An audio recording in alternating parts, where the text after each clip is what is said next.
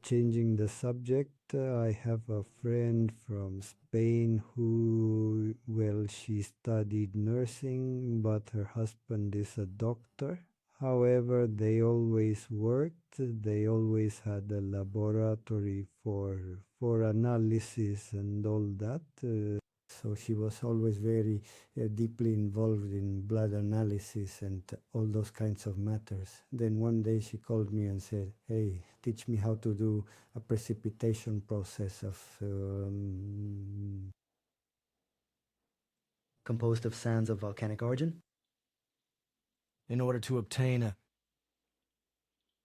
product that is truly unique, quite special, something that almost no one has ever done. No one has really done this. I'm not sure, but you've most likely heard some talk about ORMEs. Well, that's been super discredited, but there are a great many processes that can be employed to create various types of hormones.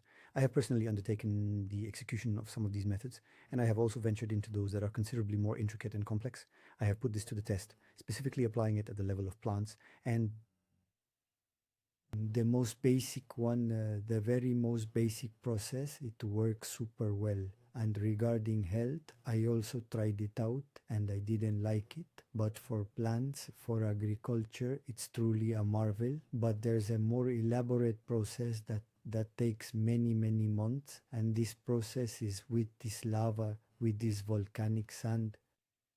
So my friend requested that I teach her, and I provided instruction over the internet. Then she acquired the basaltic sand and all the necessary materials, and she proceeded with the task. After a period of several months, she successfully concluded the project and managed to achieve the appropriate precipitation, and everything worked out perfectly. She is constantly engaged with microscopes and detailed analysis all the time.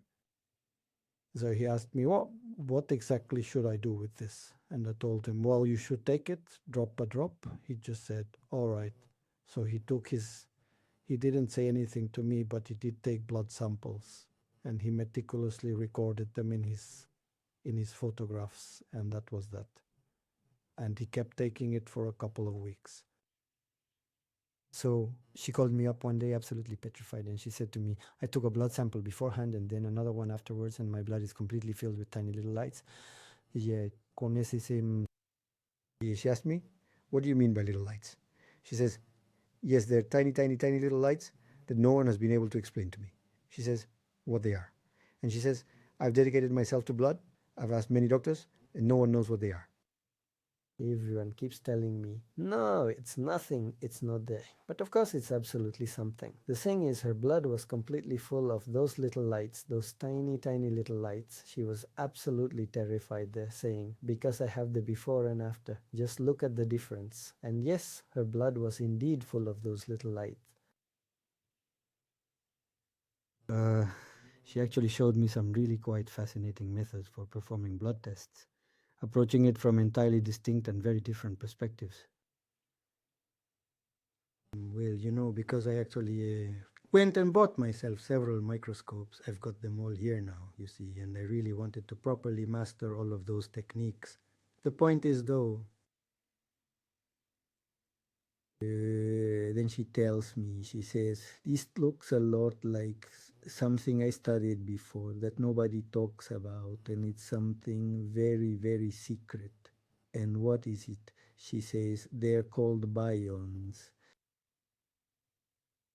They have another name. They are called somatids. And well, I started reading about this because there's almost nothing written and there's hardly any information, and you wouldn't believe it. It's practically the cycle of life through the mineral kingdom. So then this absolutely demolishes every single biological and evolutionary theory and all related concepts